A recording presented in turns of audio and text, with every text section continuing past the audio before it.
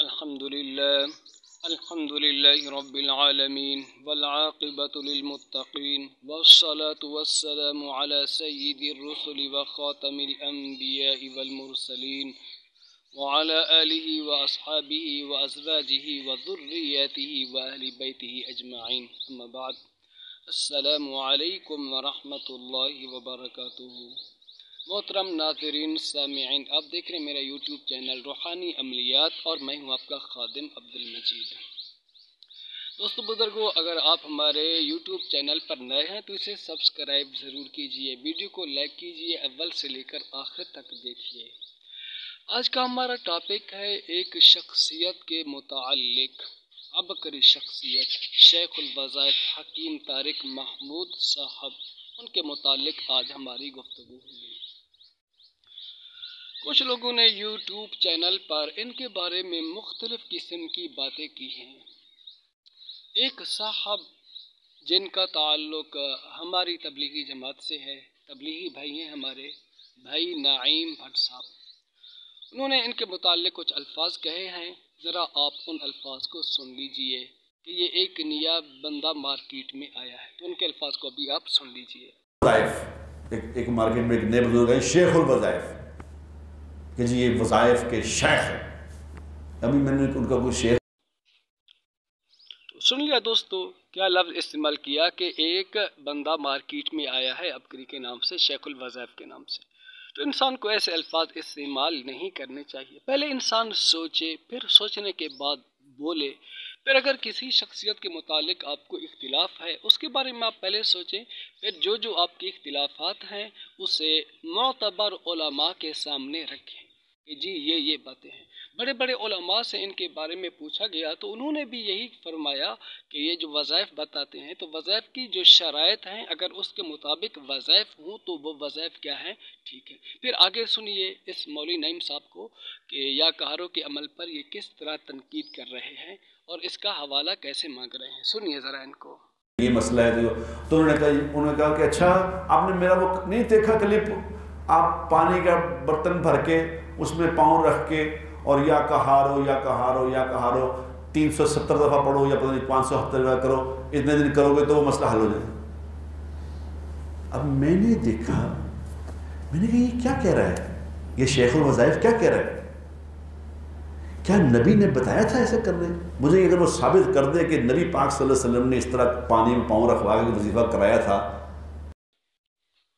تو سن لیا انہوں نے یا کہاروں کے عمل پر کیسے تنقید کی ہے کہ عبقری صاحب والے یہ کہتے ہیں شیخ الوظائف صاحب کہ جی پانی کا برتن بھر لو، یہ ہے جادو کے توڑ کا عمل۔ یا کہاروں کا جو یہ عمل ہے یہ جادو کے توڑ کے لیے ہے کہ اگر کسی پر جادو کر دیا گیا ہو، اگر موسم ہو گرمیوں کا تو ٹھنڈا پانی ٹپ میں ڈالیں، دونوں پاؤں اس میں رکھ کر آنکھیں بند کر کے یا کہاروں کو پڑھو۔ 11 تسبیحات بھی ہیں اس کی، 21 تسبیحات بھی ہیں، 313 بار بھی ہے، تو اس کے ساتھ کیا ہوتا ہے، جادو ٹوٹ جاتا ہے۔ اور اگر موسم ہو سردیوں کا تو پھر نیم گرم پانی ہو، اس میں دونوں پاؤں رکھ کر کے یا کہاروں پڑھا جائے۔ اب اس کا حوالہ مانگ رہے ہیں کہ کیا یہ رسول اللہ صلی اللہ علیہ وسلم کے طریقہ سے ثابت ہے؟ تو دوستو دیکھو، عملیات یہ دین کا کوئی حصہ نہیں ہے، ٹھیک ہے۔ اس کی حیثیت حکیم الامت حضرت مولانا اشرف علی تھانوی رحمۃ اللہ علیہ نے طب کی سی بیان فرمائی ہے۔ انسان بیمار ہوتا ہے تو ڈاکٹر بتا دیتا ہے یہ گولی کھا لو، یہ دوائی استعمال کر لو، یہ آپ کی بیماری کا علاج ہے۔ تو یہی فرمایا گیا کہ عملیات تویزات دین کا حصہ نہیں ہے۔ اس کے لیے قرآن کا حوالہ مانگنا یا احادیث کا حوالہ مانگنا، اگرچہ کچھ احادیث کے اندر یہ مسنون دعائیں جو ہیں وہ منقول ہیں اور بھی کچھ عملیات ہیں وہ منقول ہیں، حتیٰ کہ تویزات کا تذکرہ بھی کچھ احادیث کے اندر ملتا ہے۔ تو اب ہر عمل کے لیے حدیث مانگنا یہ غلط بات ہے دوستو، ٹھیک ہے۔ چونکہ عملیات تویزات کیا ہے، ایک فن ہے طب کی طرح، اور جیسے حکیم حضرات یا ڈاکٹر حضرات کچھ نسخے بنا دیتے ہیں تو اب ہم ان سے بھی حوالہ مانگے، ہمیں قرآن سے اس کا حوالہ دکھاؤ، احادیث سے اس کا حوالہ دکھاؤ۔ تو دوستو قرآن و سنت کا حوالہ اس وقت مانگا جاتا ہے جب آپ ایک کام کو دین کا حصہ سمجھ کر رہے ہیں، تو پھر آپ کو حوالہ دینا پڑے گا، کیا یہ قرآن سے ثابت ہے یا احادیث سے ثابت ہے یا صحابہ کرام رضوان اللہ علیہم اجمعین نے اس کو کیا، یا تابعین نے، یا تبع تابعین نے، یا بزرگان دین نے اس کو کیا؟ نہیں کیا تو پھر چھوڑو، اس کام کو نہ کرو، ٹھیک ہے؟ تو جس کام کو آپ دین کا حصہ سمجھ کر کرو گے تو اس کا حوالہ یہاں سے دینا پڑے گا، وگرنہ نہیں۔ اب یہ عملیات تجویزات، اب یہ عمل یا کہاروں کا جو ہے دوستو، یہ کوئی دین کا حصہ نہیں ہے، بلکہ یہ علاج کے لیے ایک عمل ہے۔ اب اگر مولوی نعیم صاحب کی اس بات کو لیا جائے کہ یہ قرآن و سنت سے کہیں سے ثابت نہیں ہے، تو ایسے کافی سارے اعمال ہیں جو قرآن و سنت سے ثابت نہیں ہے، بزرگان دین کے مجربات میں سے ہے۔ مثال کے طور پر دعا حزب البحر شریف ہے، شیخ ابو الحسن شاذلی رحمۃ اللہ علیہ کو الہام ہوئی تھی، ہمارے تمام بزرگ حضرات اس کو پڑھتے ہیں۔ حضرت حاجی امداد اللہ مہاجر مکی رحمۃ اللہ علیہ ان کے سلسلے میں ہے، حکیم الامت حضرت مولانا اشرف علی تھانوی رحمۃ اللہ علیہ، ٹھیک ہے؟ شیخ العرب والعجم حضرت مولانا حسین احمد مدنی رحمۃ اللہ علیہ، اور آج کل کے بھی جتنے بھی ہمارے بزرگان دین ہیں ان کے سلسلوں کے اندر یہ دعا حزب البحر شریف ہے۔ اب اگر اس مولوی صاحب کی اس بات کو ہم دیکھ لیں تو پھر اس کا بھی ثبوت نہیں ہے، قرآن و حدیث سے کہیں سے دعا حزب البحر ثابت نہیں ہے۔ اسی طرح چہل کاف ہو گیا، درود تنجینا ہو گیا، کچھ ہمارے بزرگوں کے مجربات ہیں حضرت۔ ہر عمل کے لیے قرآن و سنت سے حوالہ مانگنا یہ صحیح نہیں۔ آگے ایک اور کراچی کے مفتی صاحب ہیں، ذرا ان کو بھی سن لیجیے۔ حکیم تاریخ چغتائی کے بارے میں درجنوں دفعہ بتا چکا ہوں، فراڈی ہے۔ سن لیا، ایک کراچی کے مفتی صاحب ہیں، مفتی طارق مسعود صاحب، جو ان کو فراڈی کہہ رہے ہیں۔ حضرت کسی کو فراڈی کہنے سے پہلے بھی کچھ سوچنا چاہیے، انہوں نے آپ کے ساتھ کیا فراڈ کیا؟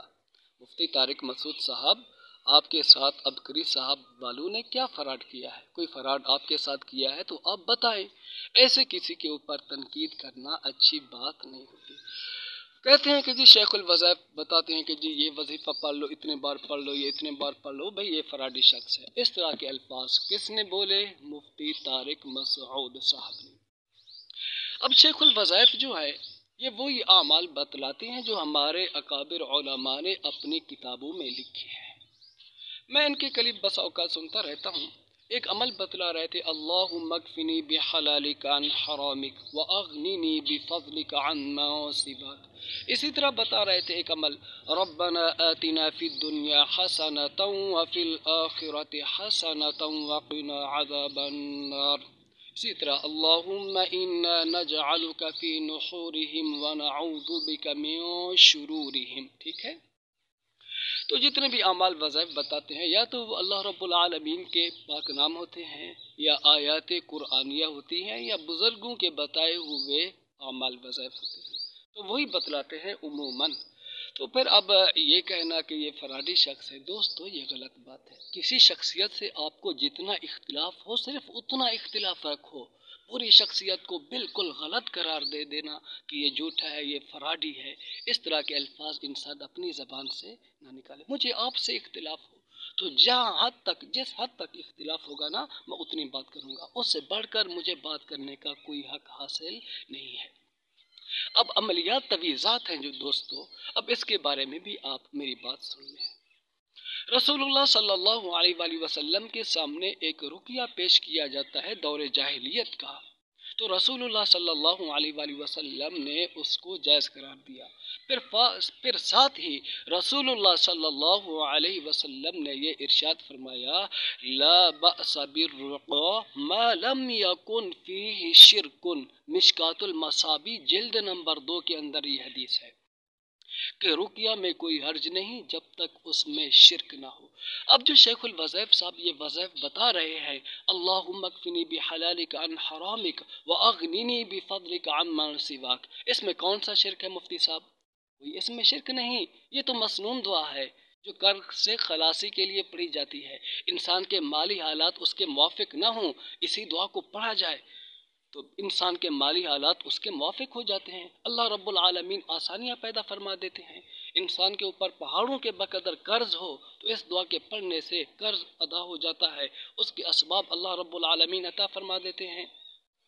ربنا آتنا فی الدنیا حسنہ، دنیا میں اللہ رب العالمین کی پاک ذات سے بھلائی مانگی گئی، وفی الآخرۃ حسنہ، आखिरत में भलाई मांगी गई, वक़िना अज़ाब अन्नार, जो सबसे बड़ा अजाब होगा दोज़ख का, उससे अल्लाह रब्बुल आलमीन की पाक ज़ात से पनाह मांगी गई। तो इसमें कौन सी कबाहत है। इसी तरह अबकरी साहब वाले ये बताते हैं, अल्लाहुम्मा इन्ना नजअलुका फी नुहूरिहिम व नऊज़ु बिका मिन शुरूरिहिम। ये भी तो मसनून दुआ है, जो दुश्मनों के शुरूर फितन से पनाह मांगने के लिए इस दुआ का पढ़ना बताया गया है। ये मसनून दुआ है। अब उनको फराडी कहना कैसे सही हुआ। तो जिस शख्सियत से जितना इख्तिलाफ हो उतना इख्तिलाफ रखना चाहिए, उसे फराडी कहना, गलत कहना दोस्तों, इसकी गुंजाइश नहीं। तो अमलियात तवीज़ात क्या है, फी नफ्सी ही जायज़ है, लेकिन उसमें शिरक ना हो, अल्लाह रब्बुल आलमीन के पाक नाम हो, ठीक है, इनके वज़ाइफ आमाल हों, आयात कुरानिया, सुवर कुरानिया हों, ठीक है, या मसनून दुआएं हों, या ऐसी दुआएं जिनमें बारी ताला से मुनाजात की गई हो, तो इस तरह के आमाल वज़ाइफ क्या हैं दोस्तों, दुरुस्त हैं। और अबकरी साहब वाले भी यही चीज़ें बतलाते हैं। चलो, अबकरी साहब के अंदर कुछ बातें हैं, ठीक है। एक तो ऐसी अहादीस बयान करना कि जो इंतहाई कमज़ोर है, ठीक है, ये सिर्फ अबकरी साहब में नहीं बल्कि ये चीज़ें और हजरात में भी हैं। तो सिर्फ इसी चीज़ की वजह से उन्हें गलत करार देना भी दोस्तों दुरुस्त नहीं है, बल्कि उनकी इस्लाह कर देनी चाहिए, उनको बतला देना चाहिए कि हजरत ऐसी कमज़ोर अहादीस जो मौजू के दर्जे में हो उन्हें बयान नहीं करना चाहिए, ठीक है। तो ये बतला देना चाहिए उनको। अब ऐसी कमज़ोरियाँ तो बड़े बड़े हजरात के अंदर भी बसा औकात आ जाती हैं, ठीक है। अब जो अहादीस की कुतुब लिखी गई हैं वहाँ पर भी ऐसी अहादीस आ जाती हैं, मुहद्दिसीन उसके ऊपर कलाम करते हैं, हाज़ा हदीसुन मौज़ूअन, हाज़ा हदीसुन लैसा बिसहीहन। मुहद्दिसीन बतलाते हैं कि ये हदीस सही नहीं है, ये हदीस क्या है, मौजू है, मन गढ़ंत है, वो सब कुछ उसके अंदर देखते हैं, ठीक है। अब ऐसी कमज़ोरियाँ हम के अंदर भी हैं, हमारे अंदर भी हैं। मिसाल के तौर पर शेखुल इस्लाम हज़रत मौलाना मुफ्ती तकी उस्मानी साहब, बहुत बड़ा नाम मैंने लिया है, इस दौर के बहुत बड़े मुहक्किक मुदक्किक आलिम दीन हैं। उनकी किताब है इस्लाही खुतवात, उसमें एक वाक़या लिखा है हज़रत हुज़ैफ़ा बिन यमान रज़ी अल्लाह ताला अन्हु का, कि वो किस्रा के दस्तरखान पर बैठे थे, हाथ से लुकमा गिरता है, वो उठाकर खाने लगते हैं, तो आसपास बैठे हुए लोग कहते हैं कि जी बादशाह का दस्तरखान है, लोग क्या कहेंगे। तो वो वहाँ पर फरमाने लगे, हज़रत हुज़ैफ़ा बिन यमान रज़ी अल्लाह ताला अन्हु, अतरुकु सुन्नत हबीबी सल्लल्लाहु अलैहि वसल्लम लिहाउलाइल हुमका, क्या मैं इन बेवकूफ़ों की वजह से रसूलुल्लाह सल्लल्लाहु अलैहि वसल्लम की सुन्नत को छोड़ दूँ। अब ये वाक़या किन की किताब में है, शेखुल इस्लाम हज़रत मौलाना मुफ्ती तकी उस्मानी साहब की किताब के अंदर है। लेकिन कुछ अरसे के बाद मुझे पता चला कि शेखुल इस्लाम हज़रत मौलाना मुफ्ती तकी उस्मानी साहब ने इस वाक़या से रुजू फरमाया कि ये वाक़या दुरुस्त नहीं है, हज़रत हुज़ैफ़ा बिन यमान रज़ी अल्लाह ताला अन्हु का ये वाक़या नहीं है। इस पर हमें अफसोस हुआ कि हम तो बहुत सारी जगहों पर इस वाक़या को बयान करते चले आ रहे हैं, और उलमा हजरात और हम जैसे कमज़ोर बंदे भी इसी को बयान करते थे। जहाँ कहीं सुन्नत की अज़मत अहमियत पर गुफ्तगू करना होती तो इस वाक़या को भी हम बयान कर देते थे, लेकिन जब से पता चला हमने इसको बयान करना छोड़ दिया। तो इस तरह की कमज़ोरियाँ सिर्फ शेखुल वज़ैफ़ साहब में ये एक दो नहीं है, बल्कि हम जैसे गुनाहगारों के अंदर भी ये चीज़ है, ठीक है। इंसान भूल जाता है, भूलने की वजह से इंसान ऐसी बात लिख देता है या उसकी ज़बान से निकल जाती है। लेकिन सही तरीक़ाकार ये है कि अहादीस के हवाले से उलमा से रहनुमाई लेनी चाहिए, ठीक है। लेकिन इनके अलावा तो माशाल्लाह हमारे बाद तबलीगी भाई भी भूल जाते हैं। उन्हें तो बुजुर्गान दीन यही फरमाते हैं ना, 6 नंबर बयान करो, कलमा, नमाज, इल्म, ज़िक्र, इकराम मुस्लिम, इखलास, दावत व तबलीग। लेकिन वो बेचारे भी भूल के कुछ ऐसी बातें निकाल देते हैं कि जी एक औरत 4 जन्नतियों को दोज़ख में ले जाएगी, या अबू जाल को दावत देने का वाक़या वगैरह। वो भूलने की वजह से वो बेचारे इस तरह की बातें बयान कर देते हैं, लेकिन हम उन पर ये जरा नहीं करते कि ये बिल्कुल गलत है, माज़अल्लाह ऐसी बात नहीं है, ठीक है। तो अब अबकरी साहब वाले जो ये कुछ अहादीस बयान कर देते हैं कि रजब की मखसूस नमाजें, मखसूस नवाफिल वगैरह, तो इन चीज़ों की गुंजाइश नहीं है। तो उनकी इस्लाह करने का एक तरीक़ाकार है, लेकिन उन्हें बड़े मजमे के अंदर फराडी कहना, झूठा कहना, ये गलत बात है। اللہ رب العالمین ہم سب کو سیدھے راستے پر چلنے کی توفیق عطا فرمائے، اور سیدھے راستے پر اللہ رب العالمین کی پاک ذات ہمیں استقامت بھی نصیب فرمائے، اور ہم سب کا خاتمہ بالخیر فرمائے۔ اجازت دیجیے، دعاؤں میں یاد رکھیے، کوئی آپ کی نیک رائے ہو تو کمنٹ کے اندر ضرور دیجیے۔ السلام علیکم ورحمۃ اللہ وبرکاتہ۔